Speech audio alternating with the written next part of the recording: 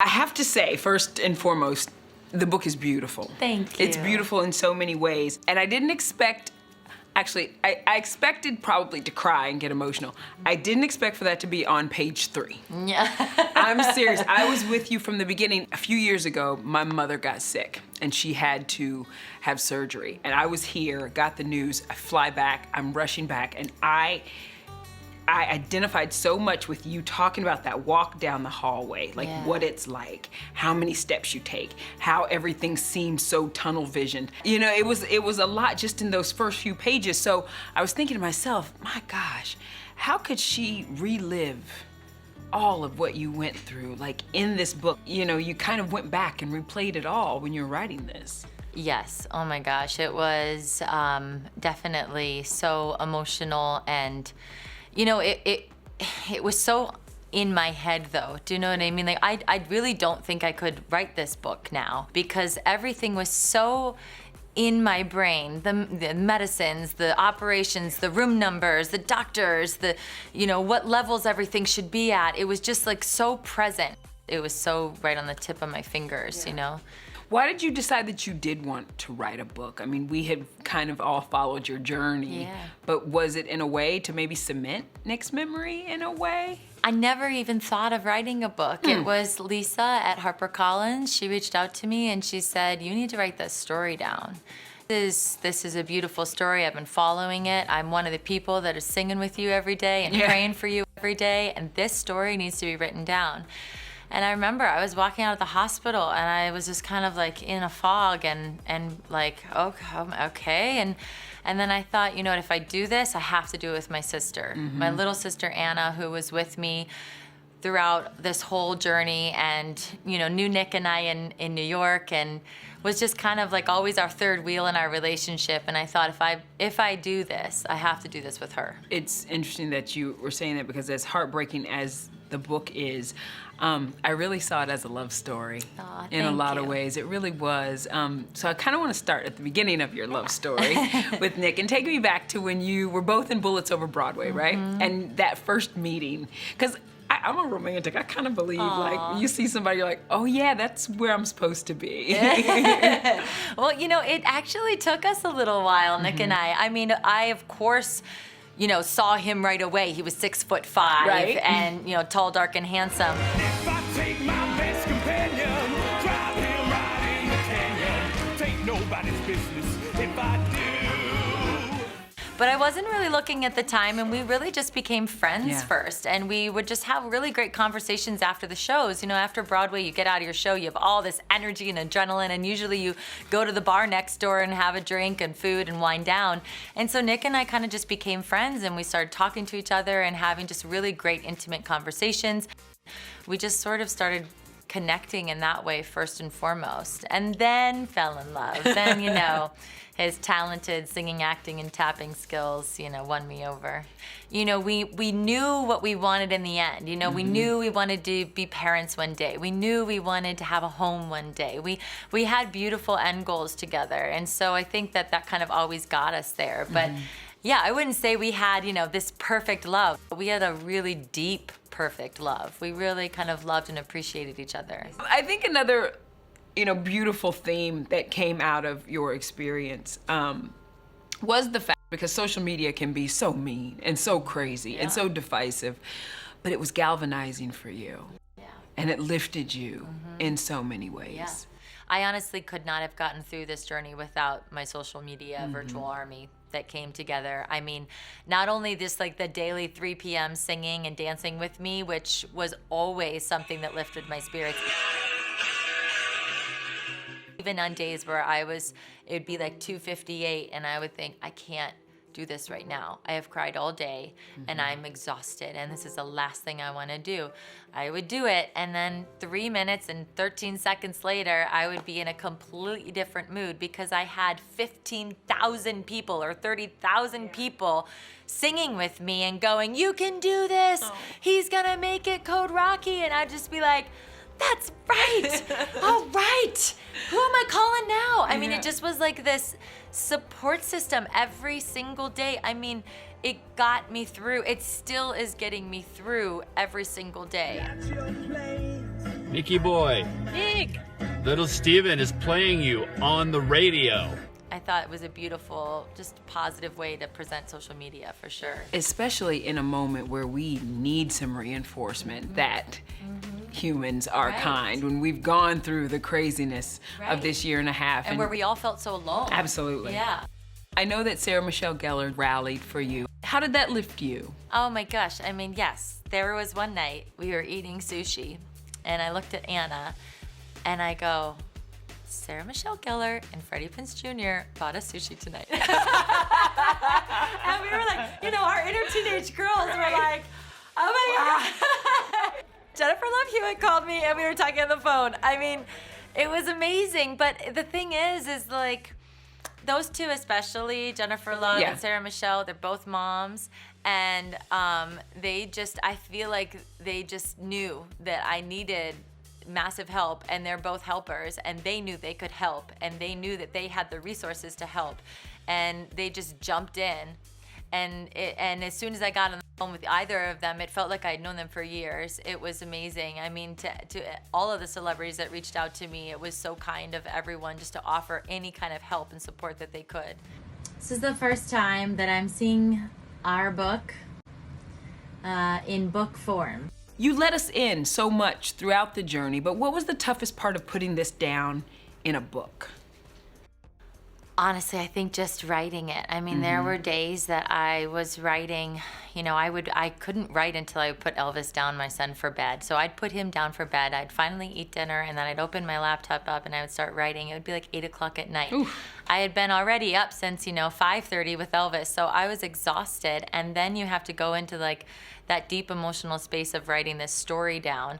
There were nights that I was crying so hard I couldn't even see the keyboard. I mean, it was just kind of like you said before, reliving all of this, and then also not even the pain of reliving it, but just also knowing that it's over, like that we won't have more memories, we won't be able to make more memories. It didn't set in right away that he was gone, and writing this story down really made me feel like, okay, this has happened. You named the book after one of his songs. Why'd you decide to do that? Gosh, Nick, this was Nick's first single that he released. And it became the anthem for my family, for his family, I think for all of my virtual army over these 95 days. And then because we were in this pandemic, I think the title of this song, Live Your Life, was just kind of like this motto for everyone to be so grateful for what we have, and for not taking a day for granted, not taking a second for granted, not taking a person for granted. I was gonna say, listening to you talk about it now, I don't know, are you out of tears? Are you out of do you still have those days when it? Yeah, I saw a beautiful image about grief the other day, how grief is this size ball, right? Let's just say this size ball. And there's 6 jars. And the image basically shows how in the beginning of grief, you're a small jar around this big ball. And then as, time goes on, the ball doesn't change. The size of grief never changes. I will never not miss or cry about this situation. But it says a beautiful sentiment about how you grow around grief. Because I think the misconception with people is, oh, it's been a year, right? You're doing better. You're fine, right? You don't miss your person. And that's how could you ever say that, right? No. I mean, of course you miss your person. You've just grown around the ball. And that size of grief doesn't ever change. So many things to unpack about that 95 days. I remember reading and where you were talking about the beginning, and I felt like that was also so many other family stories of he was not feeling good, but didn't have all the symptoms you may have heard about on the news, so you're thinking, no way, it could be COVID, maybe he's just sick, or we work a lot, or whatnot. Yeah. How long did that go on before you said, no, this is something else here? Like a week and a couple of days. Wow. He was literally just tired. He didn't have a cough. He didn't have a fever. There was nothing. And even Nick was like, I might have this. And I was like, honey, you don't have this. You're fine. You're just tired. it was not a symptom that anyone was saying on the news. And we were watching the news like everyone else in America 24/7.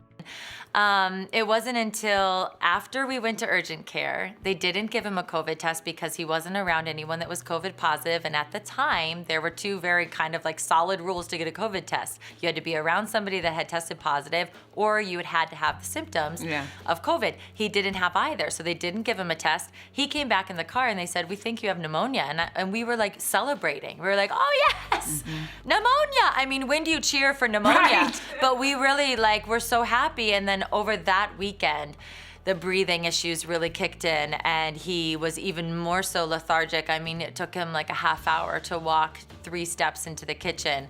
That's when we both got scared. That's when I really got scared. You said in the book you wish you had never gone back to New York. You think he contracted it in travel, en route from one place to the next? You know, as you can imagine, I have racked my brain a million times about trying to figure out how and when and how he could have caught this. And even the doctors we talked about it in the hospital, and there's no way we'll ever know.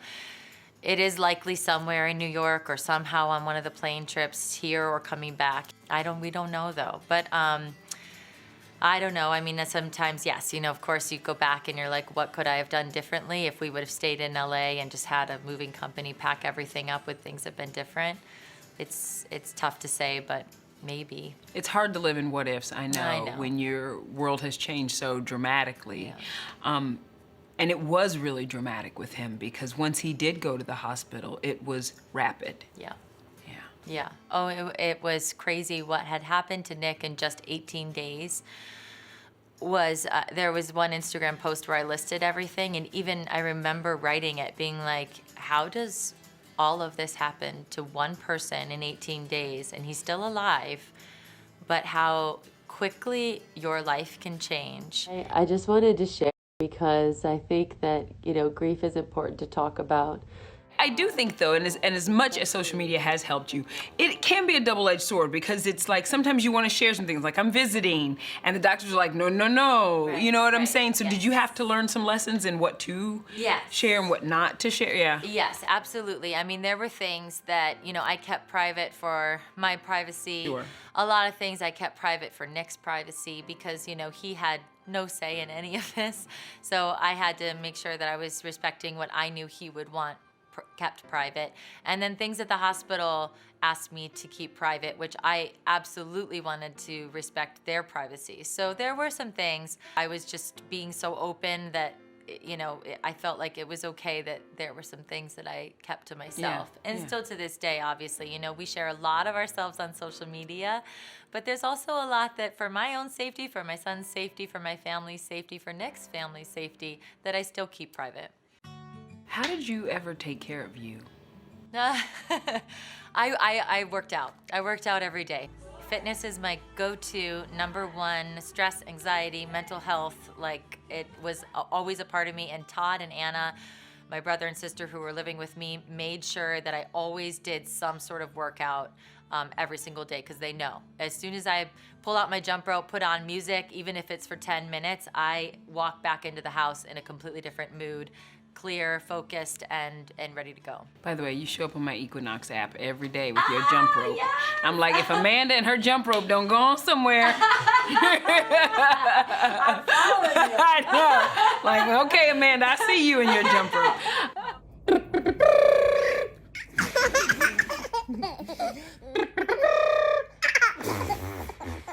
How are you managing now as a single mama?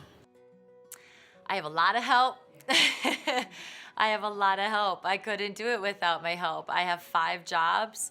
I'm working around the clock, and then I, spend every single second I can with Elvis. But I have a great group of friends that run to my aid and rescue as much as possible, and my family. My brother lives in San Francisco, so he comes down to be with me, keep me company. Elvis and I have a really special bond, though.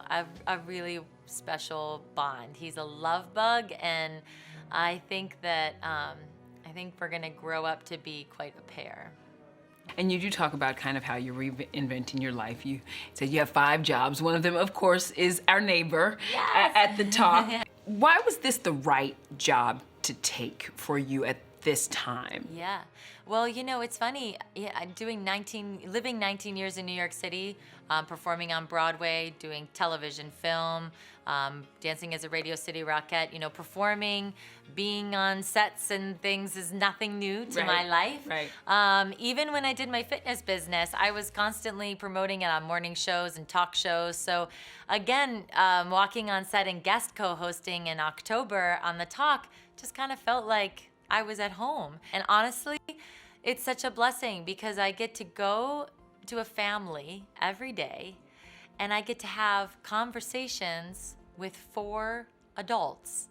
Something I don't get to do at home that you would think sounds maybe trivial. No. But not to a single mom who is otherwise talking about trash trucks. So to go and spend an hour of my day feeling good and talking about adult conversations is a lifesaver. And I have a family where I lost a family, now I have a new family.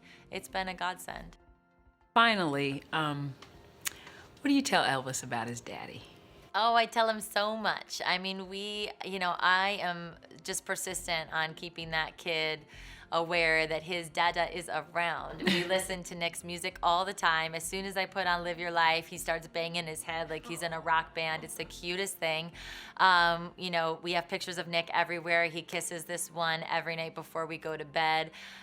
Before I put him in his crib, I tell him, the dreams that he's gonna have, and they always entail Nick taking him on some sort of adventure. We talk about Nick all the time. It's hard to say, because he's not even 2, what he knows or what he thinks, but I do think that he knows the dada somewhere. I think that Nick comes and visits him and spends time with him. I really do.